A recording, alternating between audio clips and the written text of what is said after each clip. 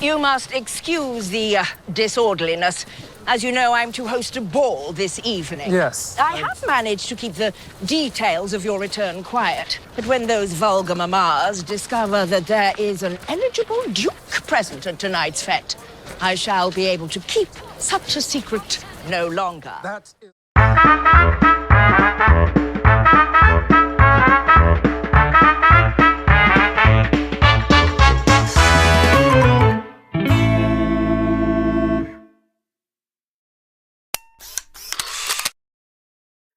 There are characters you love because they are wonderfully written.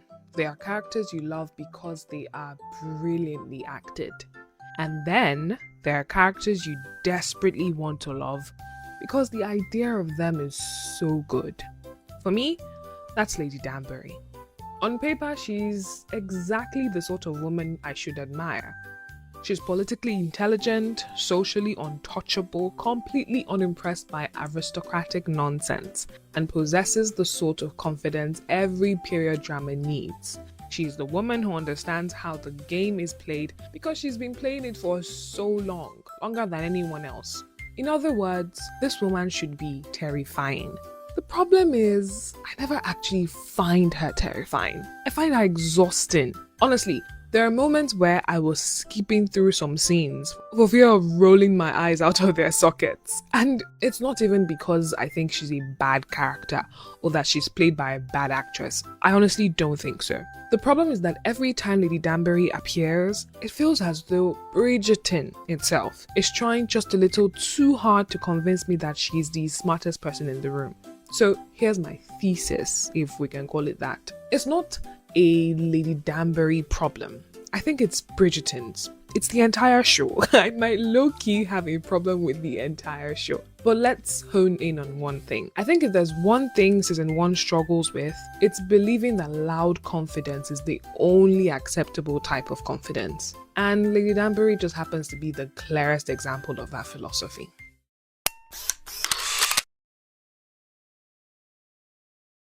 One of my favorite things about period dramas is that people rarely say exactly what they mean. A compliment can be an insult. An invitation can be a warning. Two people can spend an entire afternoon discussing the weather while actually negotiating a marriage or ending a friendship and ruining someone's reputation, all without ever raising their voices. Half the enjoyment comes from watching characters dance around the truth because, in their world, saying the quiet part out loud simply wasn't done. Bridgerton does not have much patience for that.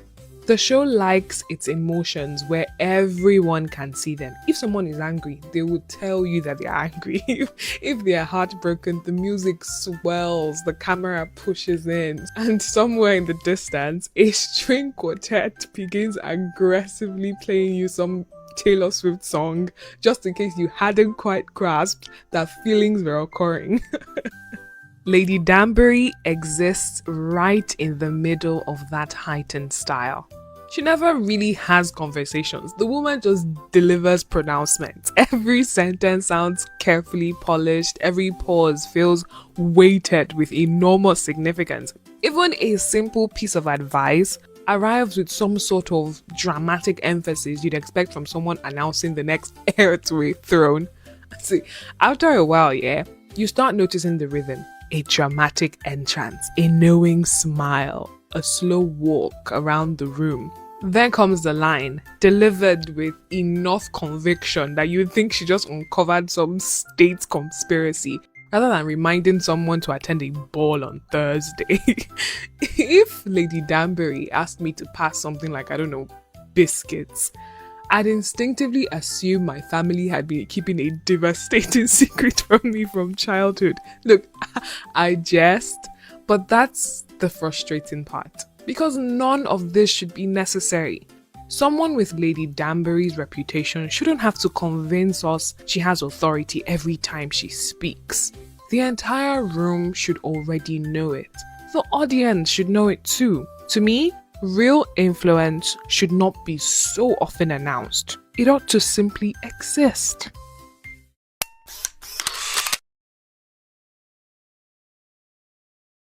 Like I said earlier, The more I thought about this thing, the more I realized it isn't really a Lady Danbury problem.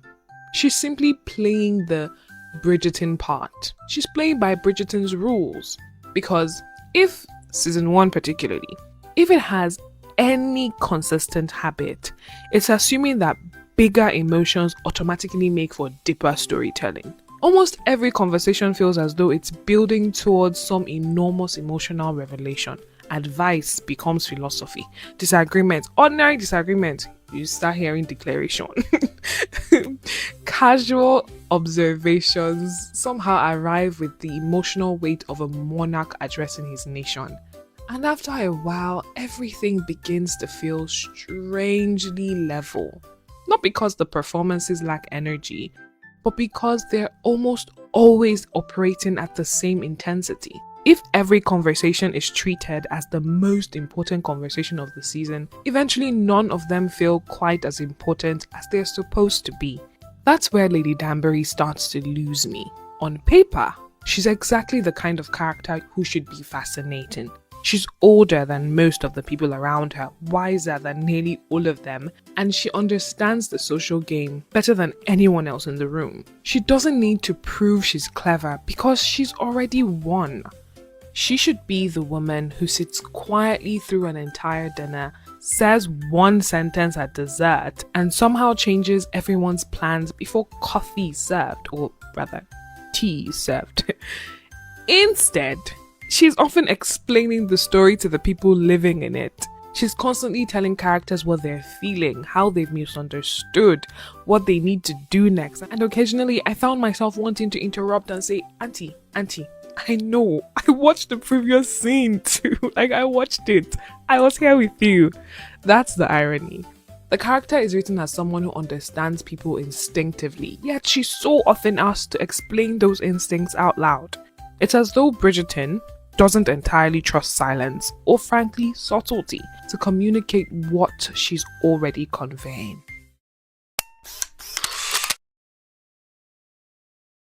And this is what makes the whole thing so frustrating. Because I don't dislike the idea of Lady Danbury at all. In fact, I think she's one of the strongest concepts in the entire series. Here's a woman who has spent decades learning how power really works. She knows that influence isn't always attached to titles, youth, or beauty. She understands people because she spent a lifetime watching them.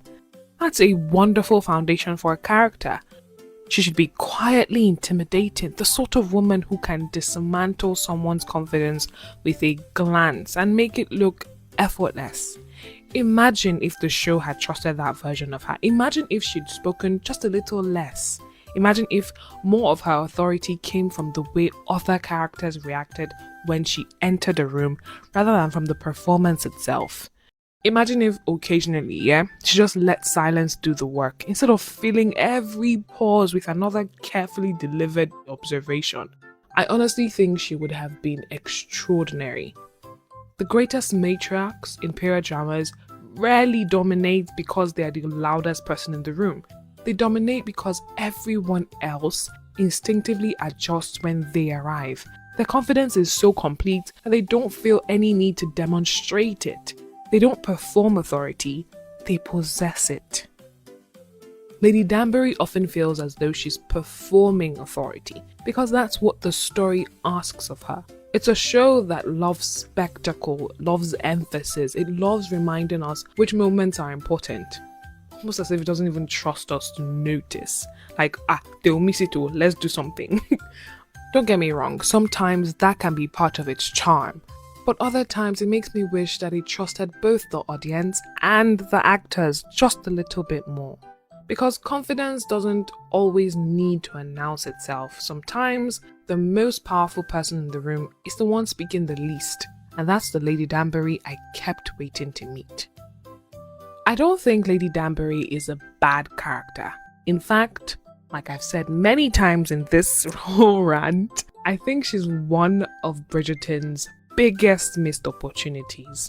The idea of Lady Danbury is fantastic. A woman whose influence comes from experience, You know, she understands people better than they understand themselves. She can quietly steer the course of an entire season. That's the character I wanted to watch. Instead, the show gives us someone who often feels like she's performing status instead of being in possession of it.